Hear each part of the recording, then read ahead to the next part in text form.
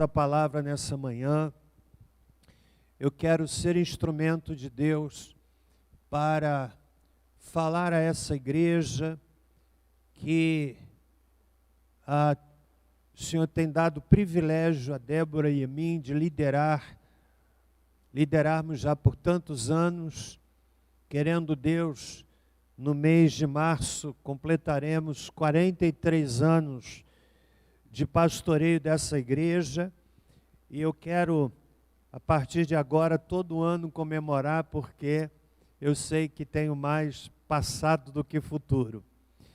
E quero agradecer a Deus, e nós vamos orar nesse momento, pedindo que Ele nos fale através da sua bendita palavra. Curve a sua cabeça, irmão, irmã, e vamos orar ao Senhor. Nosso Deus, querido Pai, te agradecemos por tantas bênçãos que o Senhor tem derramado sobre as nossas vidas. Te agradecemos pelos irmãos que estão aniversariando, dentre tantos citados, a nossa querida irmã Roseli. Queremos te agradecer, Deus, pela vida do pequeno Mateus, que nasceu prematuramente nesta semana e pela misericórdia do Senhor está bem, evoluindo. Oramos por ele, oramos pela Carol, pelo William. Agradecemos pela vida do Pedro, que está agora no quarto, Senhor, que aflição a família viveu e nós com eles, e te glorificamos porque, Senhor Deus, ele está evoluindo e num tempo breve estará de volta à sua casa, à igreja, para louvarmos juntos o teu nome. E agora, Pai, que vamos meditar na tua palavra. A minha oração é de que o Espírito do Senhor tome a minha vida, fazendo de mim canal para abençoar o teu povo. Fala conosco em nome de Jesus. Amém. Abra em Filipenses, capítulo de número 3. Filipenses, capítulo 3. E eu quero extrair do próprio texto o tema da nossa meditação. Vamos ler de 1 a 11. Quantos aqui trouxeram a Bíblia virtual? Ou seja, através do celular? Levante seu celular. Estou bem. Quantos aqui trouxeram a Bíblia física? Papel? Levante a mão. Bem alto, senhor. Mais alto. Tudo bem. Nós queremos hoje nos debruçar no texto. E eu já anunciarei o tema da fala dessa manhã. Filipenses 3 diz assim, verso 1. Quanto ao mais, irmãos meus, regozijai-vos no Senhor. Não me aborreço de escrever-vos as mesmas coisas, e é segurança para vós. Acautelai-vos dos cães, acautelai-vos dos maus obreiros, acautelai-vos da falsa circuncisão, pois a circuncisão somos nós, que servimos a Deus em espírito, e nos gloriamos em Cristo Jesus, e não confiamos na carne. Ainda que eu também poderia confiar na carne.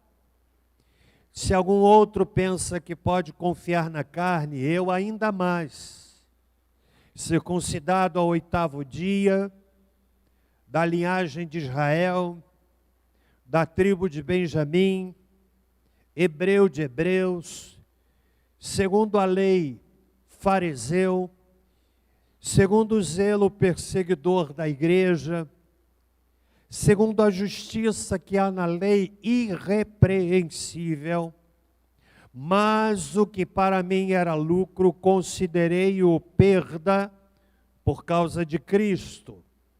E, na verdade, tenho também por perda todas as coisas pela excelência do conhecimento de Cristo Jesus, meu Senhor, por quem sofri a perda de todas estas coisas e as considero como refúgio para que possa ganhar a Cristo e seja achado nele, não tendo justiça própria que vem da lei, mas a que vem pela fé em Cristo, a saber, a justiça que vem de Deus pela fé.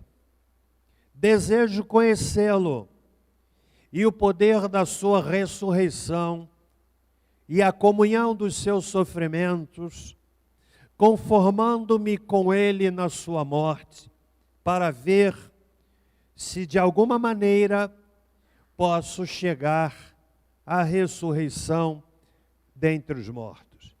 Leio uma vez mais, versículo 1, e é dele que extraio a temática da nossa reflexão nesta manhã. Quanto ao mais, irmãos meus, regozijai-vos no Senhor.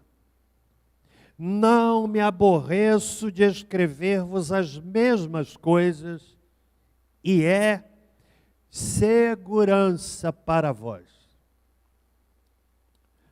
O tema é o seguinte: o que a igreja precisa saber para ter segurança? O que a igreja precisa saber para ter segurança? Quando o apóstolo Paulo escreveu esta carta, ele estava encarcerado, estava preso. E do cárcere, ele nos deixa o legado da epístola mais alegre do Novo Testamento. É a carta de Paulo aos Filipenses, que mais fala de júbilo. No verso 1 do capítulo 3, nós lemos isto: regozijai-vos no Senhor. O mesmo é dito no capítulo 4, versículo 4. E esse detalhe é, sem dúvida alguma, relevante, deixa de ser um detalhe, porque ele está falando de alegria numa circunstância que encoraja a tristeza.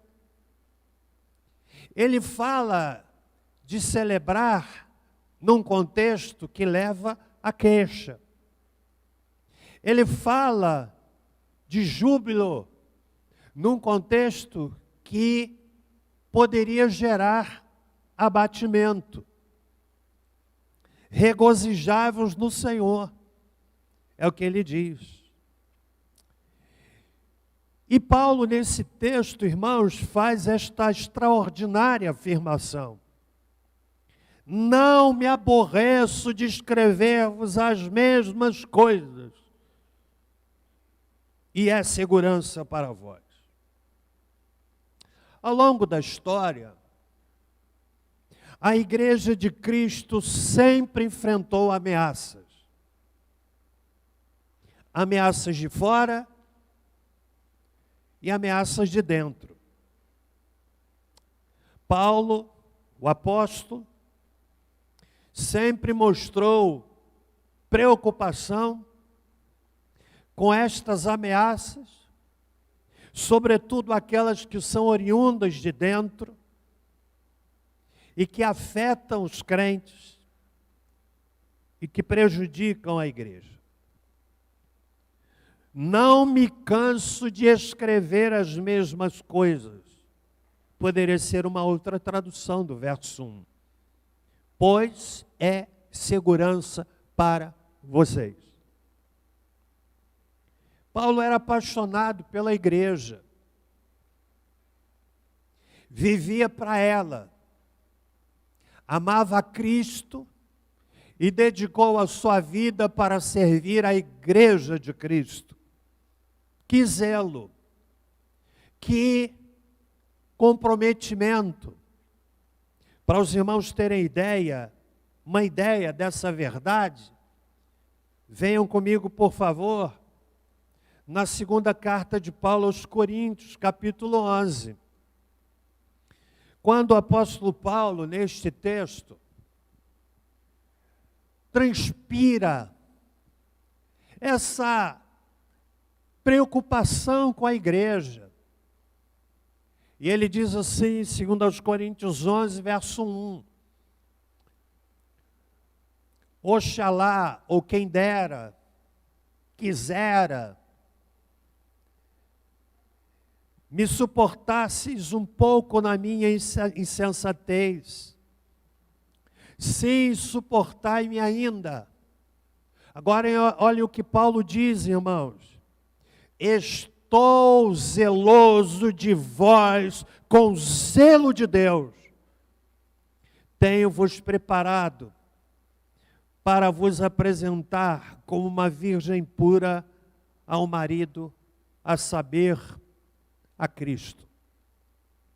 Paulo está dizendo aqui, irmãos, a visão que ele tem da igreja como uma noiva e a sua dedicação em apresentar esta noiva ao seu noivo, que é Jesus Cristo, como uma igreja pura. Preocupação que aumenta nos dias atuais.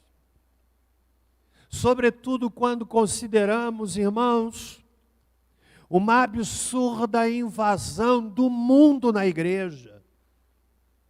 Parece que o mundo tomou de assalto a igreja de Cristo, de tal forma que não conseguimos mais divisar onde começa o mundo e onde começa a igreja, onde termina o mundo e onde começa a igreja, porque a igreja entrou no mundo de uma forma tão avassaladora, roubando dela a sua autoridade, que tem a ver com a santidade dos crentes. Triste verdade. E Paulo,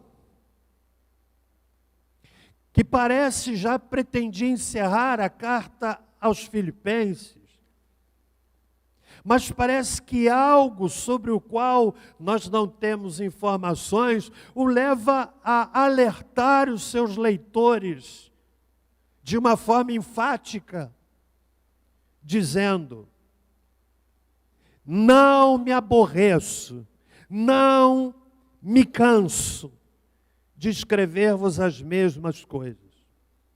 É segurança para vós. Muitas vezes, o membro da igreja, aliás, de modo geral, não consegue ver a igreja na ótica do pastor. Uma coisa é olhar a igreja do auditório para o púlpito, outra do púlpito para o auditório. Há percepções que Deus só dá ao líder. Há compreensões que Deus só dá ao líder para que ele fale ao povo que é de Deus. Sempre no intuito, irmãos, de levar a igreja a ser uma igreja pura, santa, que glorifique o nome de Jesus, Senhor da igreja. E então Paulo escreve com 3 toques de uma trombeta, 3 cláusulas que soam, com uma repetição que revela a sua ansiedade, a sua seriedade, de um apóstolo alarmado, e diz: eu não me canso, acautelai-vos, acautelai-vos, acautelai-vos. Em outras palavras, tenha cuidado, tenha cuidado, tenha cuidado de coisas que a igreja precisa saber para ter segurança. Segurança. Quais são então, irmãos? Quais são as percepções, o que a igreja precisa saber para ter segurança? Estão entendendo até aqui? É um tempo dificílimo este que estamos vivendo. De uma absurda superficialidade da fé. A igreja precisa ter segurança. E nessa manhã,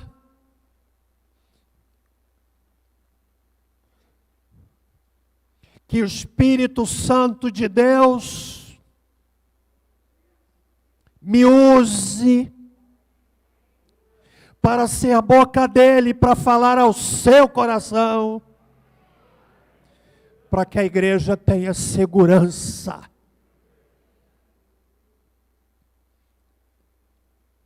Primeiro, cuidado. Cuidado. A igreja precisa ter cuidado com os falsos crentes. Acautelai-vos dos cães. Cães, aqui é uma expressão, um epíteto que reflete um grande desprezo e indicativo de impureza. Era um termo aplicado aos judaizantes, judeus que vieram para o cristianismo e tentavam de toda forma impor o judaísmo àqueles que se converteram a Cristo.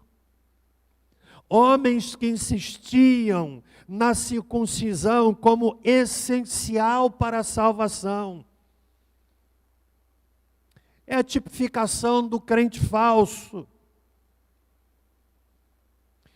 Paulo sempre mostrou preocupação com o falso crente. O falso crente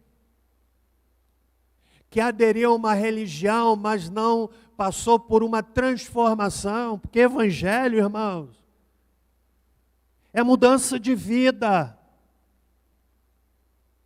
Paulo mesmo diz, se alguém está em Cristo, nova criatura é, as coisas velhas já passaram. Não é mudança de religião, é mudança de coração que gera mudança de comportamento. E Paulo sempre mostrou preocupação com o falso crente. Venha comigo em 1 Coríntios capítulo 5.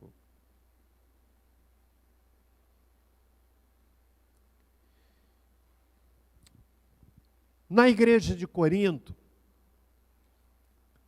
havia uma situação muito constrangedora. Um caso de incesto ou de imoralidade notório e não tratado. Paulo escreve para a igreja de Corinto, primeira carta, capítulo 5, e ele diz assim: geralmente se ouve que há entre vós imoralidade tal, como nem mesmo entre os gentios, isto é, haver quem abuse da mulher de seu pai.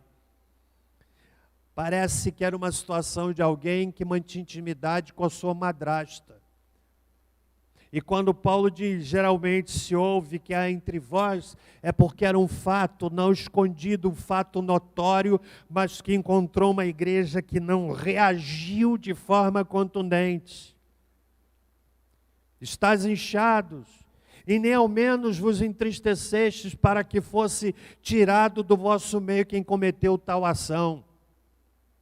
Eu, na verdade, ainda que ausente no corpo, mas presente no espírito, já determinei, como se estivesse presente que o que o tal ato praticou em nome de nosso Senhor Jesus Cristo, juntos vós e o meu Espírito, pelo poder do nosso Senhor Jesus Cristo, seja entregue a Satanás para a destruição da carne, para que o Espírito seja salvo no dia do Senhor Jesus.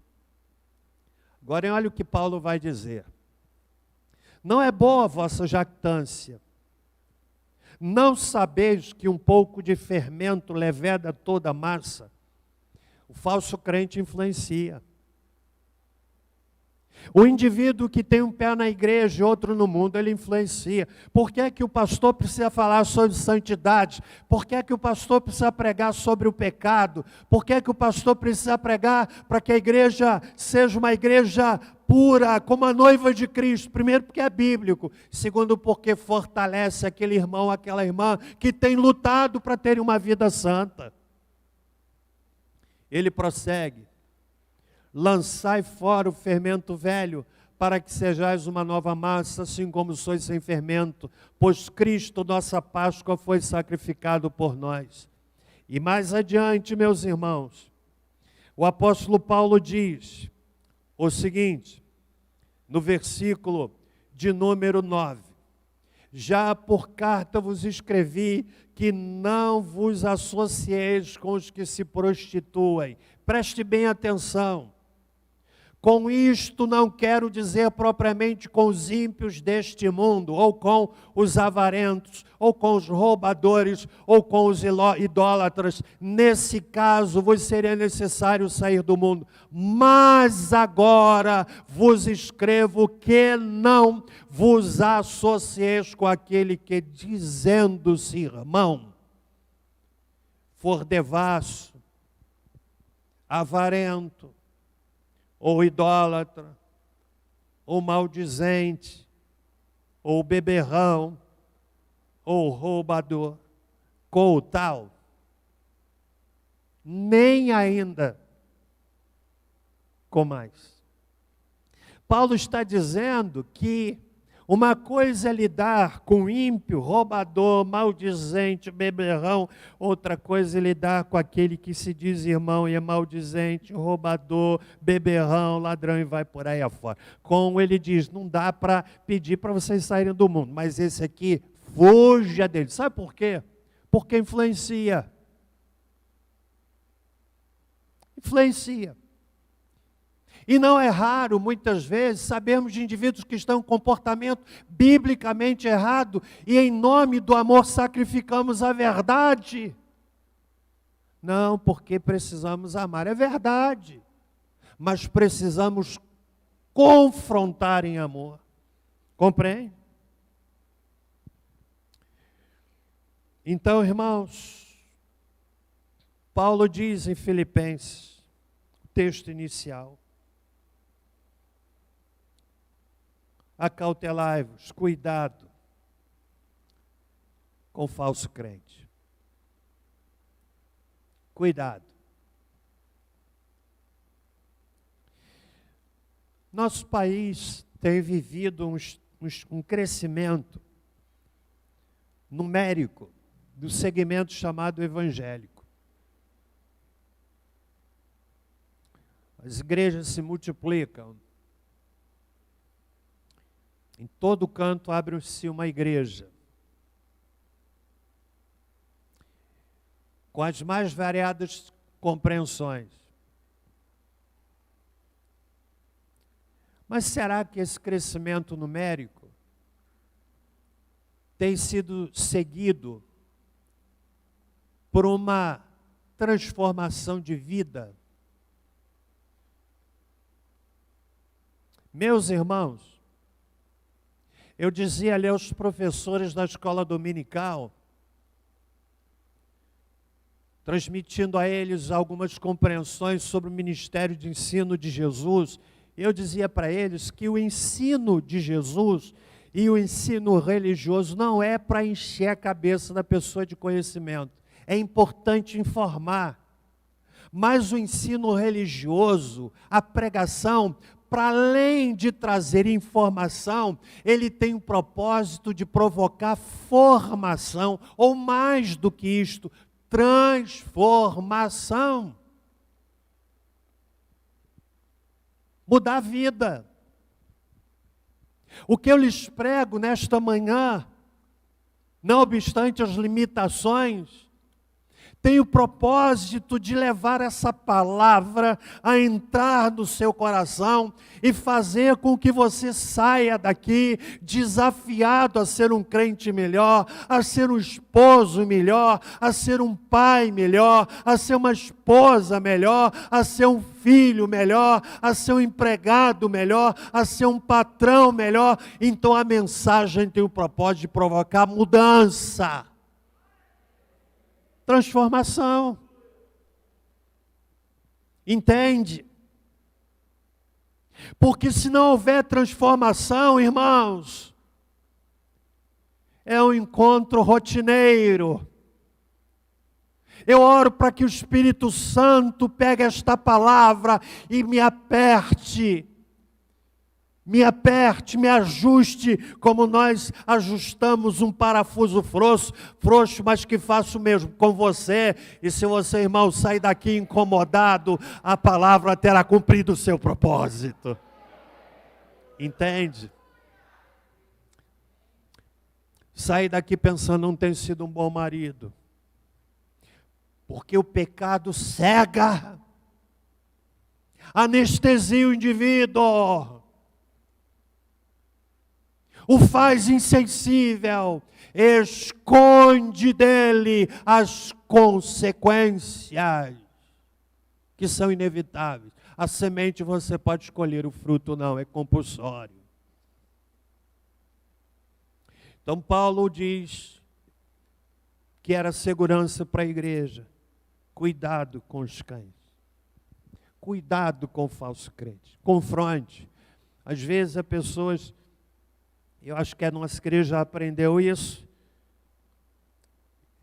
Pelo menos eu espero que tenha aprendido. Se viu algum irmão em delito, ajude, confronte. Eu não quero me envolver, irmão. Se você não entra para ajudar, você se torna conivente pelo silêncio. Vou levar para o pastor. Não faça isso, porque a sobrecarga do pastor é absurda. Eu vou esquecer, porque eu já entrei na idade em que os neurônios estão assim meio tontos. É dever de cada um de nós ajudar em amor, confrontar em amor. Dizer, irmão, biblicamente está errado. Ajudar a ganhar aquela pessoa que talvez esteja indo para a beira do abismo, para cair no precipício, e aquele que vê o outro na iminência de cair no precipício e não o alerta, é conivente, é criminoso. Compreende? Amém, meus irmãos? Segundo lugar, o que é que a igreja precisa saber para ter segurança? Primeiro, cuidado com o falso crente. Segundo, está aí no verso de número 2. Acautelai-vos dos maus obreiros. Cuidado com os falsos obreiros. No texto, os maus obreiros eram os judaizantes que se orgulhavam de serem obreiros da justiça.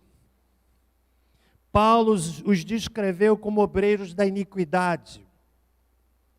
Os falsos mestres que perseguiam os passos de Paulo insistiam na rígida conformidade com o judaísmo, com seus acréscimos rabínicos, como condição para uma pessoa ser salva por Cristo. O mau obreiro é identificado por aquilo que ele prega e por aquilo que ele vive. O mau obreiro gera um prejuízo potencialmente maior.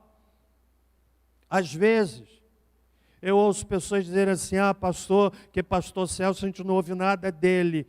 E eu não vejo isso como elogio, não, porque eu sou falho, pecador. Eu sei que a questão não é, o pastor aqui, o cenário está tão ruim. Tão ruim. O mau obreiro contamina. O mau obreiro influencia negativamente. E Paulo está dizendo: acautelai-vos, cuidado com os maus obreiros. Está entendendo o que o texto está dizendo, irmão? Qualquer tentativa de agradar a Deus por meio de esforços próprios e desviar a atenção da redenção através unicamente de Cristo, faz do indivíduo um mau obreiro. E mais do que nunca, preste bem atenção, esse texto se torna atual, oportuno e urgente. Também em nossos dias, a verdade de Deus tem sido atacada. Esses ataques não vêm apenas dos insolentes críticos da fé cristã, porque você sabe, há hoje uma cristofobia crescendo no mundo inteiro, pelo crescimento da filosofia marxista. Marx era contra a igreja, era contra o crente, porque ele dizia que a fé cristã enfraquece o homem. Então isso tem de ser extirpado. Há uma cristofobia crescendo, uma aversão ao crente, uma aversão à Bíblia, uma aversão ao nome de Jesus, uma zombaria escarnecedora declarada da fé cristã. Mas não é apenas isso. Há também, irmãos meus, os ataques daqueles que se infiltram na igreja com falsa piedade e perigosa heresia. Há hoje um evangelho híbrido. O indivíduo pega elementos do espiritismo e reveste de uma roupagem cristã e oferece esse esgoto para as pessoas. Às vezes, e eu falo para aquilo que eu leio, que eu observo, porque eu não frequento, algumas comunidades cristãs cujos cultos mais se assemelham a uma prática espírita do que uma igreja do Deus vivo. Porque o que importa nessa geração é o sentir. Eu preciso sentir. Ah, lá eu não sinto. Eu tenho de sentir calafrio. Eu tenho de sentir. Ali eu sinto. Querido, quem baseia sua vida espiritual no elemento emocional entrou numa canoa furada. Sabe por quê? Porque o emocional flutua. Quantos aqui já levantaram de bem com a vida, se olhando no espelho e dizendo assim: eu sou tão bonito? Quem é que já fez isso? Levanta bem alta a mão. Quem é que já se levantou e se olhou no espelho assim e disse: poxa, caiu bem essa roupa? Quem é que já viveu isso? Agora, quem já levantou e desce o guarda-roupa todo e não fica bem? Quem é que já viveu isso? Você sabe por quê? Porque a questão não está no guarda-roupas, está no seu estado emocional. Quando emocionalmente estamos bem, é tão diferente. Você cumprimenta todo mundo. Você cumprimenta o caixa do supermercado. Você está bem? Teve uma notícia boa. Ah, notícia boa. Descobri que você é avô. Aí a pessoa enche o coração de alegria. Porque uma alegria de saber que vai ser pai e mãe, e outra alegria de saber que é avô. Meu irmão, quem aqui é avô? Eu interpreto bem o sentimento? É bom demais. Porque a gente tem o prazer do neto e tem o dever fica com os pais. Aí você fica alegre. O indivíduo que baseia a vida espiritual na sua perspectiva emocional vai flutuar. A hora ele está no alto da montanha, o outro dia ele vai estar no vale. Então esse é um tempo, irmãos, de um evangelho híbrido, sincrético, místico. E Paulo diz, cuidado com os maus obreiros. Se alguém me perguntar, pastor, como é que eu faço para escolher uma igreja? Como é que eu faço? Para que igreja eu devo ir? Estou mudando de cidade. Para qual igreja eu devo ir? Eu dou algumas pistas. Digo o seguinte: primeiro, ouça o que é pregado do púlpito. O que é que aquela igreja ensina? Porque se o indivíduo vai, porque tem um louvor bonito. Ah, porque eu quero participar do grupo de louvor. Está buscando uma igreja pelos motivos equivocados. Ah, porque tem um prédio lindo, porque tem ar-condicionado, também equivocado. Ouça o que aquela igreja crê, e o que ela crê é externado pelo púlpito. Sim ou não? Não é pela escola dominical. O que é que essa igreja crê, que ela prega? Nós somos, por exemplo, uma igreja batista, uma igreja centenária, que não é perfeita, uma denominação que não é perfeita, mas que tem um lastro de aprovação da história. São 130 anos de presença no Brasil. Uma denominação que tem missionários, que tem um fortíssimo trabalho social, que tem um fortíssimo trabalho missionário. No nosso caso específico, apoiamos o pastor Fábio e Natália na Itália, pastor Cícero e Vera, que estão vindo para o Brasil hoje, nós os apoiamos. Quantos missionários? Não somos denominação perfeita. Observe o que a igreja prega.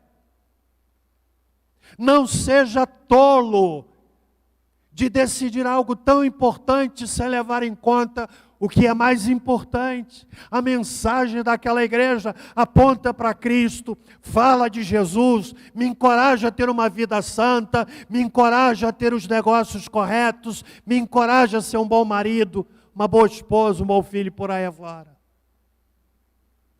Aí sim, depois você vai dizer assim, é uma igreja que eu vou ter prazer em levar minha família? Em ver os meus filhos crescendo ali? Aí depois sim você vai considerar, é uma igreja que tem canções tão lindas? Isso é lá no fim da lista. Está entendendo? Quantos estão entendendo o que eu estou dizendo aqui? Paulo está alertando, cuidado, cuidado, cuidado, cuidado, acautelai-vos com os maus obreiros. Todo ensino que não aponte para Cristo como Salvador, irmãos, é heresia e precisa ser combatido. Então Paulo está dizendo, isso aqui é segurança para vocês. Eu estou pregando aqui para dar segurança à igreja. E se a igreja ouvir e guardar, vai ficar segura nessa tempestade de percepções que a gente tem hoje. Entende? É para segurança. O que eu estou pregando aqui é para segurança da igreja. Você que está me ouvindo em casa e não é membro dessa igreja, o pastor da igreja está pregando para a segurança desta igreja. Para que a igreja tenha solidez. Sabe por quê, irmãos? A igreja sólida, a igreja que tem segurança na sua base, ela pode crescer, porque o prédio vai estar bem sustentado. Quantos aqui estão entendendo o que eu estou falando? Terceiro e último lugar, o que a igreja precisa saber para ter segurança? ela precisa ter cuidado com a falsa religiosidade. Primeiro com o falso crente, depois com o falso obreiro, em terceiro lugar com a falsa religiosidade. Questão vivida pela igreja de Filipos tinha a ver com os judaizantes, que eu já lhes expliquei o que era. E Paulo os combate veementemente, chegando mesmo a dizer que aquilo que eles ensinavam como mérito, a circuncisão, Paulo diz, não, não é isso. O ponto é Cristo, porque se alguém pudesse gloriar, muito mais eu. Circuncidado ao 8º dia, que era a prática, a partir de Gênesis 17, verso 12, da linhagem de Israel, da tribo de Benjamim, hebreu de hebreus, significa dizer que entre os hebreus ele se destacava pela sua origem. Segundo a lei, fui fariseu. Segundo o zelo, perseguidor da igreja. Segundo a justiça que há na lei, irrepreensível. Mas Paulo pega tudo isto, que poderia ser motivo de glória, de vaidade, e ele diz assim, eu considero tudo isso como refúgio, verso 8, ou seja, eu considero tudo isso como se fosse esterco, para que possa ganhar a Cristo. A falsa religião mistura paganismo com cristianismo. A palavra que o apóstolo Paulo utiliza para falar de circuncisão aqui, no versículo de número 2, falsa circuncisão, não é a mesma palavra utilizada no versículo 3. E era utilizada para ritos pagãos de mutilação. Então Paulo está dizendo que a falsa religião mistura paganismo com cristianismo. Como já falei antes, um tempo de uma religiosidade sincrética. A falsa religião é antropocêntrica, tem o seu foco no homem. Verso 3, pois a circuncisão somos nós que servimos a Deus em espírito e nos gloriamos em Jesus Cristo e não confiamos na carne. A verdadeira religião tem o seu centro em Deus e não no homem. Não é antropocêntrica, é cristocêntrica. A falsa religião não tem Jesus como Senhor. Homens que insistiam na circuncisão como essencial para a salvação e tentavam judaizar os cristãos. Circuncidar um gentio não era apenas sujeitá-lo a um ato, a um rito que Deus nunca pretendia para ele, mas era investi-lo de um caráter falso. Paulo considerou tudo isso como perda por amor a Cristo. Então nós precisamos ter cuidado. Falso crente. Precisamos ter cuidado com os maus obreiros. Precisamos ter cuidado com a falsa religiosidade. Os irmãos estão entendendo? Vamos ler mais uma vez o brado do apóstolo, nos versos 1 e 2, e com eles eu encerro. Diz o apóstolo, finalmente, irmãos meus, regozijai-vos no Senhor. Não me aborreço de escrever-vos as mesmas coisas, e é segurança para vós. Guardai-vos dos cães, guardai-vos dos maus obreiros, guardai-vos da circuncisão. Entenderam? Finalizo dizendo o seguinte: a certa cidade chegaram as notícias, uma e outra vez. Cadê o menino da música? A certa cidade chegaram notícias, uma e outra vez, de que o inimigo estava se aproximando. Mas ele não se aproximou. Então, com raiva, os habitantes promulgaram uma lei que nenhum homem, sob pena de morte, deveria trazer de novo rumores como a notícia de um inimigo.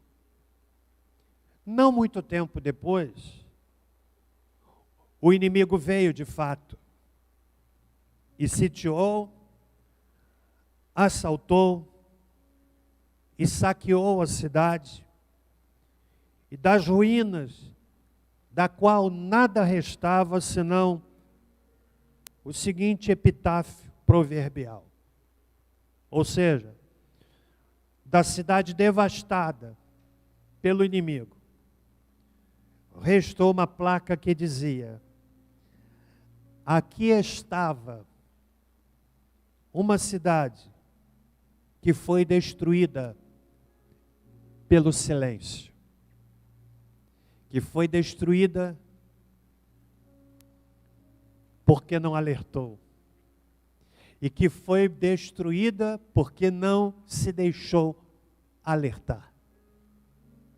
Nessa manhã, irmãos, compreendendo que a palavra que lhes estamos trazendo é de Deus, eu lhes digo: acautelai-vos dos cães do falso crente, acautelai-vos dos maus obreiros, acautelai-vos da falsa religiosidade, porque isto é segurança para a igreja. Amém? Vamos ficar em pé.